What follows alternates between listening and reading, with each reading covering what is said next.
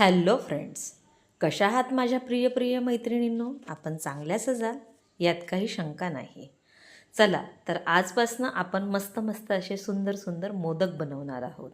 त्यासाठी माझ्या चॅनलला म्हणजे सांजीज रंगोली अँड बेकिंग या चॅनलला सगळ्यांनी सबस्क्राईब करा आणि मोदकच्या नवनवीन रेसिपीज आज आपण शिकूयात.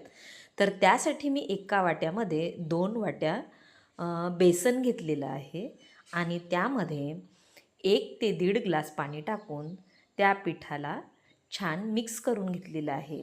असं भिजवायचं की ते असं सरसरीत गळालं पाहिजे. आपण बघू शकता आहात की 1.5 ग्लास पाणी लागलेलं आहे आणि एवढं पातळ हवं. आता मी इथे एक मिठाचं पॅकेट घेतलेलं आहे, त्याला एका साईडनी फाडून घेतलेलं आहे. त्यामध्ये आत्ता हे आपण बेसनचं बॅटर टाकूया आणि एका साईडने आपण त्याला छोटंसं एक छिद्र करूया. दुसरीकडे मी अर्धा कढई तेल तापत ठेवलेलं आहे. त्यामध्ये अशी वरून आपण धार सोडायची आहे आणि बारीक असा आपला मोतीचूर गळेल.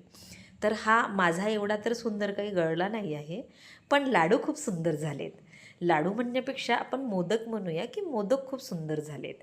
आणि त्यानंतर मी एका बाउलमध्ये जेवढं बेसन तेवढंच साखर घेऊन आणि त्याच्यामध्ये थोडा कलर आणि वेलची पूड टाकून अशी चिपचिपी चाचणी बनवून घेतली आहे.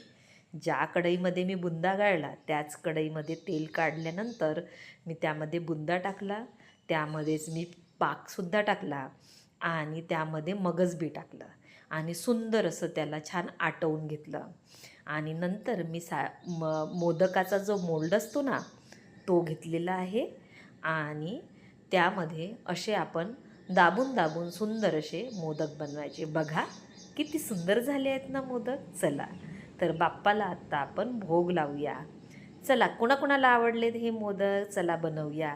बाय एव्हरीबडी माझ्या सुंदर सुंदर मैत्रिणींनो.